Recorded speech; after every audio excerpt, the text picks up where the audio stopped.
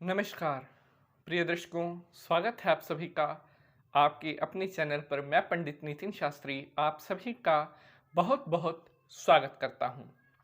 प्रिय भक्तजनों, आज के इस एपिसोड में मैं आप सभी को बताऊंगा कि साल 2020 में आने वाली देवशयनी एकादशी अर्थात हरिशयनी एकादशी का व्रत कब है, देवशयनी एकादशी का महत्व क्या है और इसका नाम देवशयनी एकादशी व्रत क्यों है। साथ ही साथ देवशयनी का व्रत आप किस प्रकार से करें, यह संपूर्ण जानकारी बिल्कुल सरल भाषा में आप सभी दर्शकों तक पहुंचाने की कोशिश करूंगा। प्रिय दर्शकों, वीडियो को पूर्ण रूप से देखिएगा ताकि आपको आने वाली देवशयनी एकादशी के बारे में सबसे सही और सबसे सटीक जानकारी हासिल हो सके।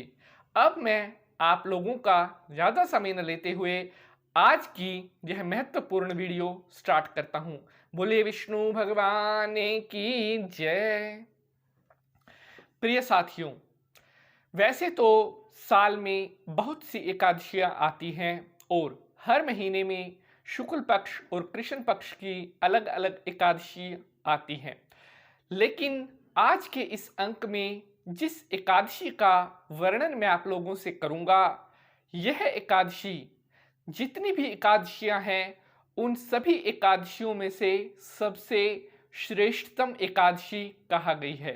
इस एकादशी का नाम है देवशयनी एकादशी, अर्थात जिस एकादशी के दिन भगवान हरि नारायण शयन निद्रा में चले जाते हैं उसे ही हरिशयनी अथवा देवशयनी एकादशी कहा जाता है। प्रिय साथियों, देवशयनी एकादशी के दिन भगवान विष्णु 4 महीने के लिए क्षीर सागर में शयन करते हैं। इसी दिन से चतुर्मास अर्थात आम भाषा में कहते हैं चौमासे का प्रारंभ देवशयनी एकादशी के दिन से माना जाता है। आपको पता है कि विष्णु भगवान जो हैं सृष्टि को चलाने वाले हैं, अर्थात भगवान विष्णु जो हैं जगत के पालनहार हैं, सृष्टि के सभी कार्यों को अपने द्वारा प्रमुख रूप से करने वाले। विष्णु भगवान जब 4 महीने के लिए शयन में जाते हैं तो हम मान सकते हैं कि हे भगवान, जिस प्रकार से अगर नारायण जगे तो सारा जग जगे, अगर नारायण सोवे तो सारा जग सोवे, तो इन 4 महीनों में जब भगवान हरि नारायण शयन के लिए चले जाते हैं तो सभी मंगल कार्य जैसे विवाह, उपनयन संस्कार, नवग्रह प्रारंभ, नीव मुहूर्त आदि कोई भी कार्य इन 4 माहों के दौरान नहीं किया जाता। प्रिय साथियों, देवशयनी एकादशी का व्रत साल 2020 में कब है, एकादशी तिथि कब प्रारंभ होगी और एकादशी तिथि कब समाप्त होगी, यह सब मैं आज आपको पूर्ण रूप से बताऊंगा। प्रिय साथियों, ध्यान दीजिएगा, साल 2020 की देवशयनी एकादशी कब आती है और इसका क्या महत्व है। प्रिय साथियों, आषाढ़ के महीने में शुक्ल पक्ष में आने वाली एकादशी तिथि को ही देवशयनी अथवा हरिशयनी एकादशी के नाम से जाना जाता है।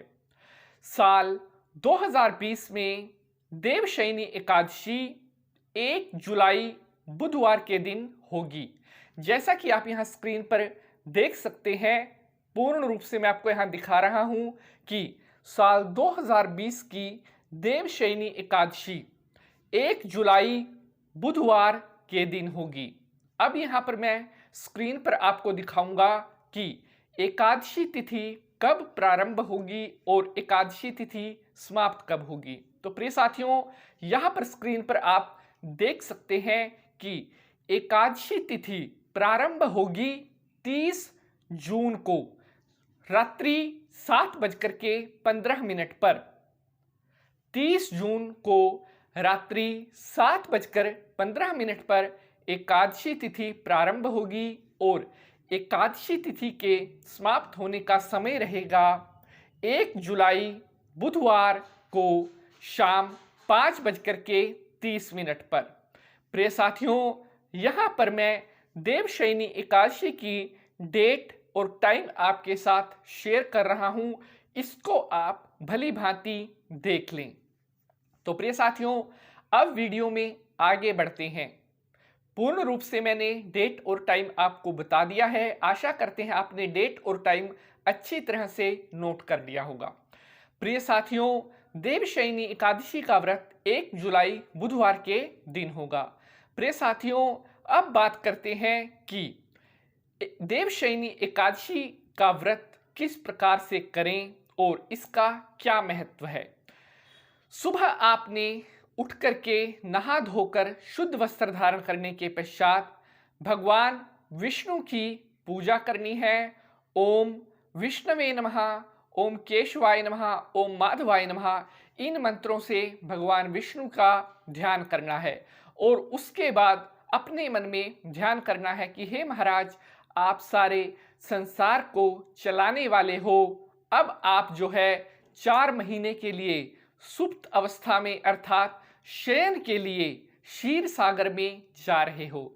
तो हम आपका यहीं से ध्यान करते हैं और आपसे प्रार्थना करते हैं कि आप 4 माह तक क्षीर सागर में विश्राम करने के बाद पुनः अपनी जो है जागृत अवस्था में आने के बाद फिर हम आपकी पूजा अर्चना करेंगे। इस प्रकार से भगवान विष्णु को देवशयनी एकादशी व्रत के दिन पूजा उनकी करनी है। प्रिय साथियों, इन दिनों में तपस्वी भ्रमण नहीं करते, वे केवल एक स्थान पर बैठकर ही भगवान की साधना करते हैं। चौमासे में सबसे अधिक वर्षा और पुराणों में बताया गया है कि इस माह में, इन माहों के दौरान घर में आने वाले अतिथि को जो अपने घर में विश्राम करने के लिए जगह देता है, उसको कभी भी भूमि की कमी नहीं पड़ती। इसलिए अगर चौमासे के दौरान कोई अतिथि, कोई ऐसा साधु आपके घर आए तो उसको आपने रहने के लिए स्थान अवश्य देना है, क्योंकि अगर आप उसको रहने के लिए स्थान देते हैं तो विष्णु भगवान आपको शुभ आशीर्वाद प्रदान करते हैं और कभी भी आपको भूमि और मकान, घर की कमी नहीं रहती। प्रिय साथियों, देवशयनी एकादशी का व्रत जो भी प्राणी सच्चे मन से करता है, भगवान विष्णु उसकी सभी मनोकामनाएं पूर्ण करते हैं। विष्णु भगवान को प्रसन्न करने के लिए देवशयनी एकादशी व्रत के दिन आप भगवान विष्णु के निमित्त रात्रि जागरण भी कर सकते हैं और अपने घर पर ब्राह्मण देवताओं को बुलाकर उनको भोजन करवा सकते हैं, छोटी कन्याओं को भोजन करवा सकते हैं। इसके साथ साथ अगर आप रात्रि जागरण करते हैं तो भगवान विष्णु देवता शीघ्र प्रसन्न होकर आपकी सभी मनोकामनाओं को पूर्ण कर देते हैं। प्रिय साथियों, देवशयनी एकादशी का व्रत मैंने आपको आज पूरी डिटेल के साथ यहाँ बताया है। आशा करते हैं कि वीडियो आपको बेहद पसंद आया होगा। अगर वीडियो आपको पसंद आया है तो वीडियो को लाइक और शेयर करना आपका कर्तव्य बनता है और इसी प्रकार से हम अच्छी, सुंदर, सरल और से सबसे सटीक जानकारी आपके लिए लेकर के आते रहते हैं। प्रिय साथियों, जैसी जानकारी यहाँ, ऐसी जानकारी और कहाँ। हमें पूर्ण विश्वास है कि आप अगर चैनल पर नए हैं तो चैनल को सब्सक्राइब करने के बाद बेल का निशान ज़रूर दबा लें, जिससे आपको आने वाली हर वीडियो सबसे पहले प्राप्त हो सके।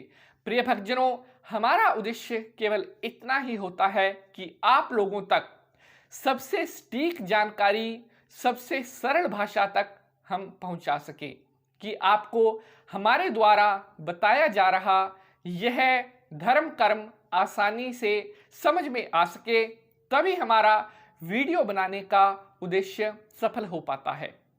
आज के लिए बस इतना ही। अगले अंक में किसी और नए रोचक जानकारी के साथ प्रस्तुत होंगे।